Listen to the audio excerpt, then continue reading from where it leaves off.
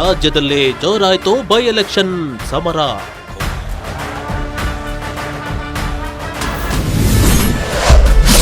ಜಾತಿ ರಾಜಕಾರಣ ಕಾಂಗ್ರೆಸ್ಸಿಗೆ ವರವಾಗುತ್ತಾ?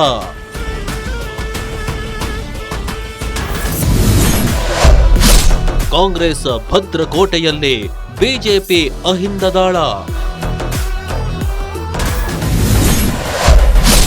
ತಲೆನೋವಾದ ಕೈಪಾಳೆಯದಲ್ಲಿ ಟಿಕೆಟ್ ಪೈಪೋಟಿ.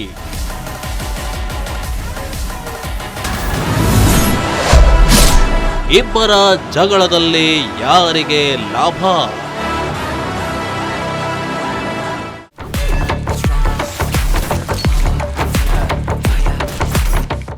ರಾಜ್ಯದಲ್ಲಿ ಬೈ ಎಲೆಕ್ಷನ್ ವಾರ ದಿನದಿಂದ ದಿನಕ್ಕೆ ರಂಗೇರ್ತಿದೆ. ಉಪಚುನಾವಣೆ ಡೇಟ್ ಅನೌನ್ಸ್ ಆಗ್ತಿದ್ದಂತೆ ರಾಜ್ಯದ ಜನರ ಚಿತ್ತ ಇದೀಗ ದಾವಣಗೆರೆ, ದಕ್ಷಿಣ ಹಾಗೂ ಬಾಗಲಕೋಟೆ ವಿಧಾನಸಭಾ ಕ್ಷೇತ್ರದತ್ತ ನೆಟ್ಟಿದೆ. ಇತ್ತ ಕಾಂಗ್ರೆಸ್ನಲ್ಲಿ ಟಿಕೆಟ್ ಫೈನಲ್ ತಲೆನೋವಾಗಿ ಪರಿಣಮಿಸಿದೆ. ಕಾಂಗ್ರೆಸ್ ಭದ್ರಕೋಟೆಯಲ್ಲಿ ಬಿಜೆಪಿ ಅಹಿಂದದಾಳ ಉರುಳಿದ್ದು, 2 ಕ್ಷೇತ್ರಗಳಲ್ಲಿ ಅಹಿಂದ ಮತಗಳು ವರ್ಕೌಟ್ ಆಗುತ್ತಾ?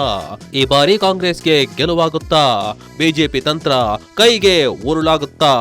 ಇಲ್ಲಿದೆ ಈ ಕುರಿತಾದಂತಹ ಸ್ಪೆಷಲ್ ಸ್ಟೋರಿ.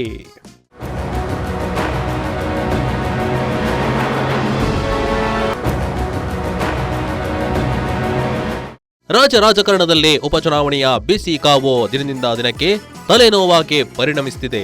ದಾವಣಗೆರೆ ದಕ್ಷಿಣದ ಉಪಚುನಾವಣಾ ಕಣ ಈಗ ಜಾತಿ ರಾಜಕಾರಣದಿಂದ ರಂಗೇರುವ ಸುಳಿವು ಕಾಣ್ತಿದೆ. ಕಾಂಗ್ರೆಸ್ನಲ್ಲಿ ಶಾಮನೂರು ಶಿವಶಂಕರಪ್ಪ ಕುಟುಂಬ ಮತ್ತು ಮುಸ್ಲಿಂ ನಾಯಕರ ನಡುವೆ ಟಿಕೆಟ್ ಫೈಟ್ ಜೋರಾಗಿದೆ.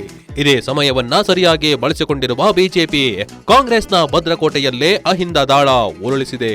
ಅಹಿಂದ ಸಮುದಾಯಕ್ಕೆ ಮಣೆ ಹಾಕುವ ಮೂಲಕ ಕಾಂಗ್ರೆಸ್ನ ಸಾಂಪ್ರದಾಯಿಕ ಮತ ಬ್ಯಾಂಕ್ಗೆ ಕನ್ನ ಹಾಕಲು ತಂತ್ರ ರೂಪಿಸಿದೆ.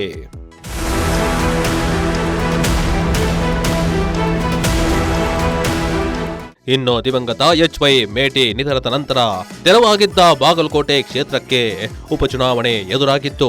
ಟಿಕೆಟ್ಗಾಗಿ 2 ಪಕ್ಷದಲ್ಲಿ ಫೈಟ್ ಮಧ್ಯೆ ಬಿಜೆಪಿ ಕೊನೆಗೂ 2 ಕ್ಷೇತ್ರಗಳಿಗೆ ಟಿಕೆಟ್ ಘೋಷಣೆ ಮಾಡಿ ಯುಗಾದಿಯ ಗಿಫ್ಟ್ ನೀಡಿದೆ.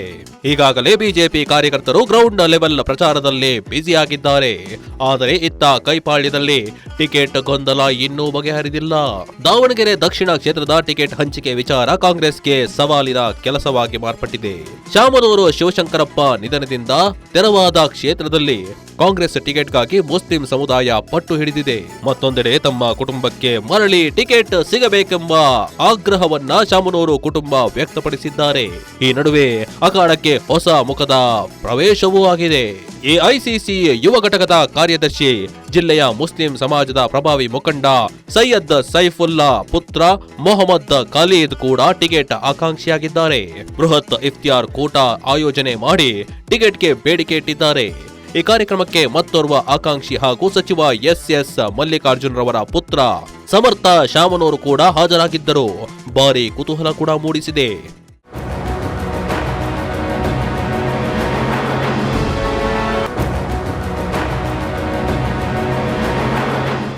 ಬಾಗಲಕೋಟೆ ಕ್ಷೇತ್ರದಲ್ಲಿ ಅಖಂಡ ಲಿಂಗಾಯತ ಸಮುದಾಯ ಪ್ರಾಬಲ್ಯ ಹೊಂದಿದ್ರೆ ಎಸ್ಸಿ ಕುರುಬ ಹಾಗೂ ಮುಸ್ಲಿಂ ಸಮುದಾಯವನ್ನ ಒಗ್ಗೂಡಿಸಿ ಅಹಿಂದ ವರ್ಗ ಹಾಗೂ ಅನುಕಂಪದ ಆಧಾರದ ಮೇಲೆ ಟಿಕೆಟ್ ನೀಡಿದ್ರೆ ಕಾಂಗ್ರೆಸ್ ಅಭ್ಯರ್ಥಿ ಗೆಲ್ಲಬಹುದು ಎಂಬ ಲೆಕ್ಕಾಚಾರ ಕಾಂಗ್ರೆಸ್ ಲೆಕ್ಕಾಚಾರವಾಗಿದೆ.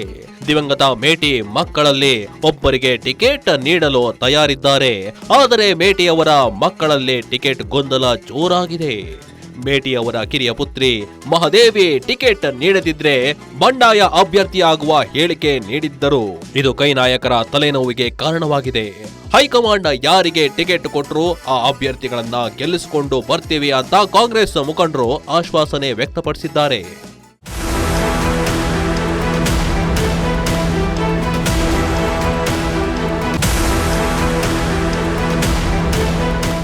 ಒಟ್ಟಿನಲ್ಲಿ ಕಾಂಗ್ರೆಸ್ನ ಒಳಜಗಳ ಮತ್ತು ಲಿಂಗಾಯತ ಮುಸ್ಲಿಂ ಮತಗಳ ವಿಭಜನೆಯ ಲಾಭ ಪಡೆಯಲು ಬಿಜೆಪಿ ಸಜ್ಜಾಗಿದೆ.